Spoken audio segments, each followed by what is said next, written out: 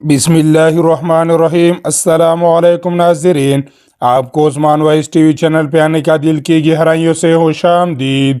ملک الموت کا واقعہ۔ ملک الموت کا افسوس اور شدت کی جنت۔ کہا جاتا ہے کہ ملک الموت نے بارگاہ رب العزت میں عرض کی کہ مولا کریم، میں نے کروڑوں لوگوں کی جانیں قبض کی ہے، مگر دو جانیں ایسی ہیں کہ جنہیں قبض کرتے وقت مجھے بڑا ہی صدمہ اور افسوس ہوا ہے۔ میں نے تیرے حکم کی تکمیل ضرور کی مگر نہایت ہی دکھ کے ساتھ، اور وہ دو ایک ماں اور ایک اس کا بیٹا تھا۔ واقعہ کچھ اس طرح ہے کہ ایک جہاز غرق ہو گیا تھا اور ایک عورت اپنے شیرخوار بچے کے ساتھ ایک تختے کا سہارا لینے میں کامیاب ہو گئی۔ تختہ دریا میں بہہ رہا تھا اور ماں اور بیٹا اس پر سوار تھے۔ اے مولا کریم، اچانک تیرا حکم ہوا اور میں نے ماں کی جان اس تختے پر نکال لی۔ میرے لیے پریشان کن بات یہ تھی کہ ماں مر چکی ہے، اب بچے کا کیا حشر ہوگا۔ بچہ ایک ٹوٹے ہوئے تختے پر سوار ہے اور تحت ہر آن پانی کی لہروں کے تپڑے کا رہا تھا، جو کسی وقت بھی کسی تیز لہر کے زد میں آ کر الٹ سکتا ہے۔ بچے کے لیے نہ خوراک کا انتظام ہے، نہ کسی نگران کا بندوبست ہے۔ دریا کے کنارے دھوبی کپڑے دھو رہے تھے، اچانک کسی کے اس کے بچے پر نظر پڑی تو تختے کو کھینچ کر لائے۔ بڑے حیران ہوئے کہ ماں مر چکی ہے، بچہ بیار و مددگار تختے پر زندہ و سلامت موجود ہے۔ وہ لوگ اس بچے کو اپنے سردار کے پاس لے گئے۔ سردار بیچارہ بے اولاد تھا۔ خوبصورت بچہ دیکھ کر سردار کا اس پر دل آ گیا اور سردار نے بچے کو اپنی نگرانی میں لے کر اسے اپنا بیٹا بنا لیا۔ یہ بچہ 8-9 سال کی عمر کا تھا۔ ایک روز اپنے ساتھیوں کے ساتھ کھیل رہا تھا، اتنے میں بادشاہ وقت کے سواری کی آمد کا شور اٹھا۔ سب بھاگ گئے مگر یہ بچہ سڑک پر اکیلا کھڑا رہا۔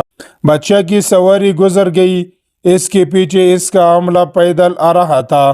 اس میں سے ایک سپاہی کو راستے میں سے سرمے کی ایک پڑیا مل گئی۔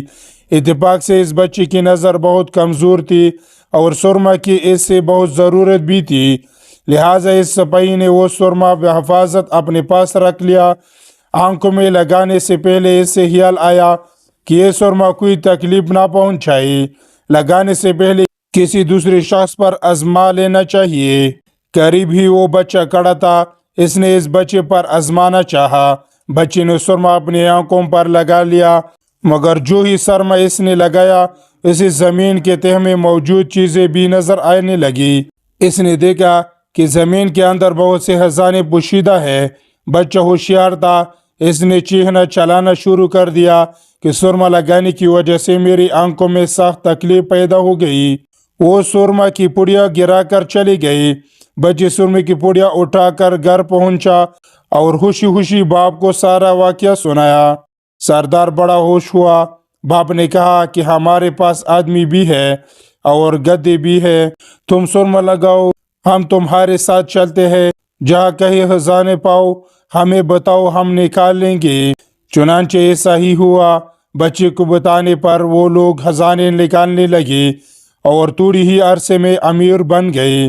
بچہ جوان ہوا تو اس نے پرفرزیں نکالنے شروع کیے۔ اس کے پاس دولت کی پروانی ہو گئی، زمین کے تمام خزانے اس کی نظروں میں تھے۔ اس نے آہستہ آہستہ بہت سی آدمی اپنے ساتھ ملا لیے۔ اس کے بعد تمام سرداروں کو ادھر ادھر کر دیا اور خود سردار بن گیا۔ آخر نوبت یہاں تک پہنچی کہ اس نے بادشاہ کے ساتھ بھی ٹکر لے لی اور اسے مغلوب کر کے خود بادشاہ بن گیا۔ اس بچے کا نام شداد تھا اور یہ وہی بچہ تھا جس کی ماں تختے پر ہی مر گئی تھی اور یہ اکیلا دریا کی لہروں کے ساتھ بہا رہا تھا۔ کہتے ہیں کہ جب یہ برسر اقتدار آیا تو اس نے حکم دیا کہ ایک ایسا کمال درجے کا شہر آباد کیا جائے جس کی ایک اینٹ سونے کی ہو، دوسری چاندی کی ہو۔ اس میں ایک عالیشان باغ ہو جس میں دنیا کی ہر چیز میسر ہو۔ جب وہ شہر ہر لحاظ سے مکمل ہو گیا تو شداد نے ارادہ کیا کہ جا کر اس شہر کا نظارہ کیا جائے۔ چنانچہ وہ شہر کو دیکھنے نکلا۔ ابھی وہ دروازے تک ہی پہنچا تھا کہ ملک الموت کو حکم ہوا اور اس نے وہی اس کی روح قبض کر لی۔ اسے اتنا موقع بھی نہ دیا کہ اپنے بے مثال باغ کو ایک نظر دیکھ سکتا۔ ملک الموت نے کہا کہ اے مولا کریم، اس شخص کی روح قبض کرتے وقت بھی مجھے نہایت ہی صدمہ پہنچا کہ وہ شخص ہر چیز تیار کر کے اسے دیکھ بھی نہ سکا۔ اللہ تعالیٰ نے فرمایا، یہ وہی بچہ ہے جس کی ماں تحت پر مر گئی تھی اور اس پر تجھے ترس آیا تھا۔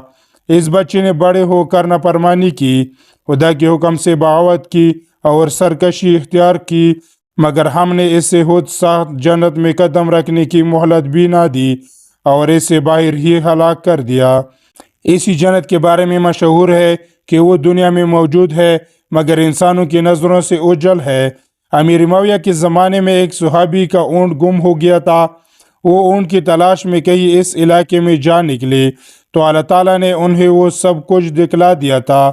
وہ صحابی وہاں کی کوئی نشانی بھی ساتھ لائے تھے۔ ان صحابی نے یہ واقعہ امیر معاویہ سے بیان کیا۔ انہوں نے کافی تلاش کرایا مگر کسی کو وہ جنت نہیں ملی اور اسے اللہ تعالیٰ نے پوشیدہ رکھا۔